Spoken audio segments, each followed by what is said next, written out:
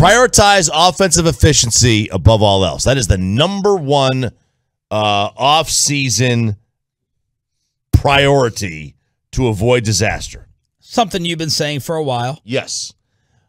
Of the 20 teams that have made the championship round in the last 5 years, so the conference championship game, 90% of them, 18 of the 20, had an offense that finished in the top 8 in Football Outsiders DVOA. 13 of the 20 had an offense that finished in the top 5. So you need a top 8 offense. If you don't have a top 8 efficiency, that doesn't mean yards, it means efficiency. If you're not one of the 8 most efficient offenses in the NFL, you have no chance of making the conference championship round. Okay. If we took those same 20 teams, only 8 of them had a top 8 defense, and only 6 had a top 5 defense. So offense is what gets, so the whole notion, defense wins championships. No, it doesn't. And it hasn't in the modern NFL. And the modern NFL is basically the last decade tops, more like half decade. Okay. So defense matters. So offense matters more. So yeah, it's like defense is important, offense is importanter. Okay. All right, that's kind of what that thing is. And look, there are going to be exceptions, but we're looking at this from a what's your best odds perspective. That's all you should be doing. It is, yeah, it can happen. I don't care that it can happen. What's the likelihood that it will? And the Cowboys so far with this as the first objective have what? With Michael Gallup re-signed, Cedric Wilson goes to the Dolphins, obviously Amari to the Browns, and it's looking like, they re-signed Dalton Schultz, and it's looking like La'el Collins will not be back. It is looking like La'el will not be back. I would say they have failed at this because their offense is worse today. Okay, it really is. Now last year their offense was 6th. So the Cowboys were 6th in offense and 2nd in defense. They were the textbook conference championship football team last year, and they blew it. All right, but they were the textbook team. Next one. Do not, under any circumstances, fall in love. You are never just one player away. It is very, very rare. And teams will point to picking up a player and thinking that was the guy. When we always do this. We do this with Dion when he came here. Well, I mean, they'd already also won 2 Super Bowls before he got here. So were they really just Dion away, or is it also they got him and San Francisco lost him? Right. So it was a tit for tat. Never make that Godfather offer, the offer that they can't refuse. Walk away. Be willing to walk away. Remove emotion and keep your impulses in check.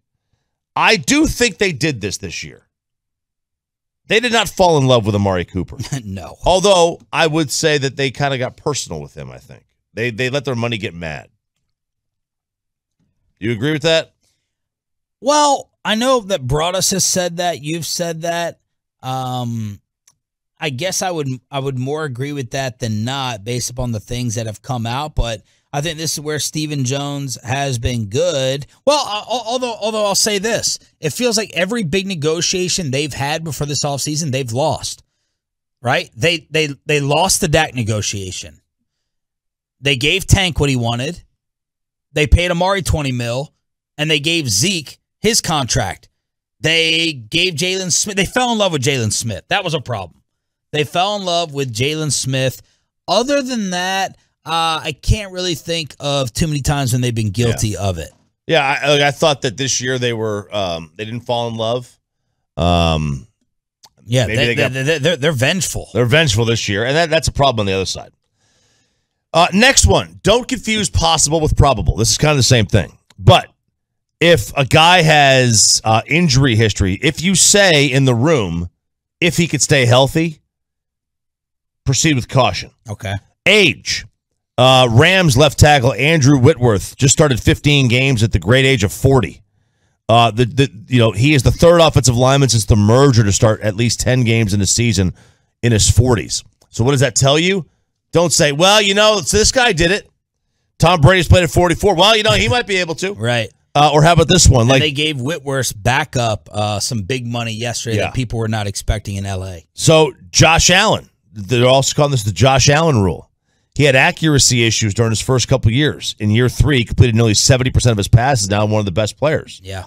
Like, teams are going to convince themselves that their quarterback can do what Josh Allen did. Right. Like, don't let Josh Allen be the outlier. Right. You know, don't fall in love. That can just get fixed. Yeah. The Carson Wentz rule, too. Like, right. We'll fix it. We'll make him better. Yeah. Next one. Use free agency, not the draft, to fill your needs. We've been hearing opposite that for about 10 years now. We have. In theory, the best player over need philosophy is sound. Needs can change year to year or week to week with injury. If you reach in the draft to fill a specific position, you're likely going to make a mistake. Okay, let me backtrack on that. We have been switching it up in the draft in terms of best player available. Okay. Free agency is about filling needs. You target specific positions. You have information on players you don't have on prospects. There's still uncertainty, but there's less guesswork when it goes there. The goal should be to fill needs before the NFL draft. All right. Next, don't use significant resources for competency at quarterback.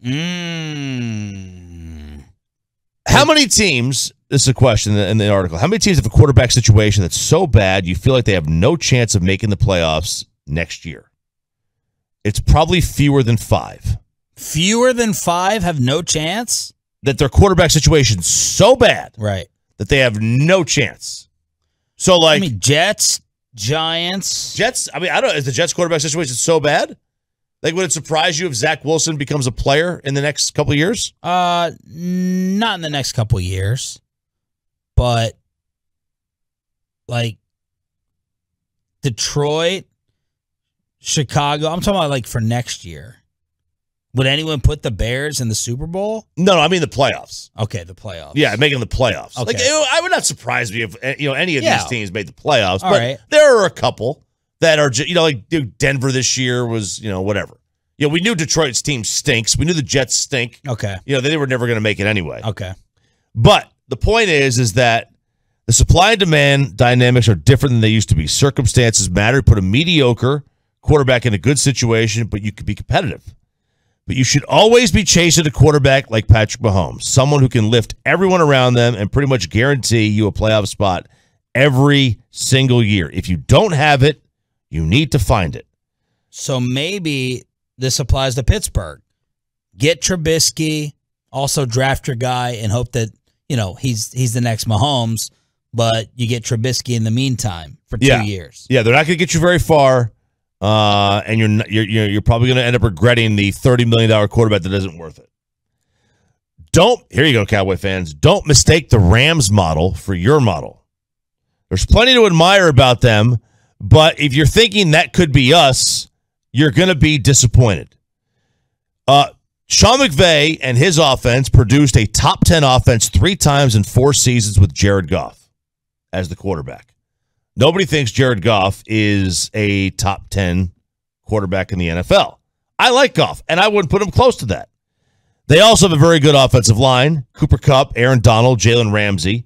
Their way is the right way because they're paying high-dollar guys to high-value players at the right positions who are also the best players at those positions. Right. There is no way to build a Super Bowl champion, but this is an absolute outlier. I love this next one.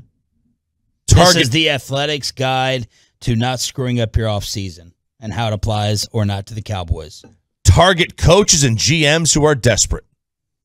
Matt Rule is 10-23. They are desperate to find a quarterback. Rule's got all the power. He knows he needs to make the playoffs next season to keep his job. If you're a GM of the other team, you should call the Panthers every day. You can offload a veteran or two, require some draft capital. So let's say you have, give me a player in the Cowboys that they might want to trade. They could have done this to Amari Cooper. Leo. Or Leo Collins. Call them up. They're desperate for a win-now player, a starter, a guy who could play for them and contribute, and they might be willing to overpay with a draft pick for him because the Panthers need to win now. Yeah. The Arizona Cardinals are another team. They're probably desperate. They won 11 games, but they feel the way their season ended, there's a lot of urgency. Coaches and GMs like to keep their jobs. They will make decisions that prioritize job security over long-term interest of their franchise. Employ the 2-minute rule. If you're thinking of adding a player, take yourself to the final 2 minutes of a one-possession game and ask yourself, can he help us win? 44% of all NFL games decided by 7 points or fewer. The margin of error is small. 44% of all NFL games decided by 7 points or less. What a dream blueprint for their league. That is a dream. And wait until you read the positions and the players that this applies to. Who does this rule apply to? Running backs who aren't dynamic as pass catchers or reliable as blockers. Now, Zeke is reliable as a blocker. Yes. Run-stuffing defensive tackles who aren't effective pass rushers. Off-the-ball linebackers who are liabilities in coverage. Is that not this football team? Oh, man.